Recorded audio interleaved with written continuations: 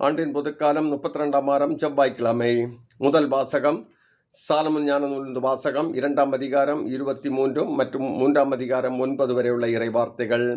கடவுள் மனிதர்களை அழியாமை கொன்று படைத்தார். தம் சொந்த இயல்பின் சாயலில் அவர்களை உருவாக்கினார். ஆனால் அலகையின் பொறாமையால் சாவு உலகில் நுழைந்தது. அதை சார்ந்து நிற்போர் இறப்புக்குள்ளாவர். நீதிமான்களின் ஆன்மாக்கள் கடவுளின் கையில் உள்ளன. கடும் தொல்லை எதுவும் அவர்களை தீண்டாது. அறிவிலிகளின் கண்களில் இறந்தவர்களைப் போல் அவர்கள் தோன்றினார்கள். நீதிமான்களின் பிரிவு பெருந்துன்பமாக கருதப்பட்டது. அவர்கள் நம்மை விட்டு பிரிந்து சென்றது பேரழிவாக கருதப்பட்டது. அவர்களோ அமைதியாக இளைப்பாறுகிறார்கள். மனிதர் பார்வையில் அவர்கள் தண்டிக்கப்பட்டாலும் இரவாமையில் அவர்கள் உறுதியான நம்பிக்கை கொண்டுள்ளார்கள். சிறிதளவு அவர்கள் கண்டித்து திருத்தப்பட்ட பின் பேரளவு கைமாறு பெறுவார்கள். கடவுள் அவர்களை சோதித்தறிந்த பின் அவர்களை தமக்கு தகுதியுள்ளவர்கள் என்று கண்டார்.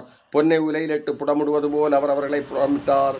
எரிவலி போல் அவர்களை ஏற்றுக்கொண்டார். கடவுள் அவர்களை சந்திக்க வரும்போது அவர்கள் ஒளி வீசுவார்கள். அரிதாள் நடுவே தீப்பறி போல பறந்து சுடர் விடுவார்கள். நாடுகளுக்கு தீர்ப்பு வழங்குவார்கள். மக்கள் மீது ஆட்சி செலுத்துவார்கள். ஆண்டவரோ அவர்கள் மீது என்றென்றும் அரசாழ்வார். அவரை நம்புவோர் உண்மையை அறிந்து கொள்வர். அன்பில் நம்பிக்கை கொள்வோர் அவரோடு நிலைத்திருப்பர். அருளும் இரக்கமும் அவர் தேர்ந்து கொண்டோர் மீது இருக்கும்.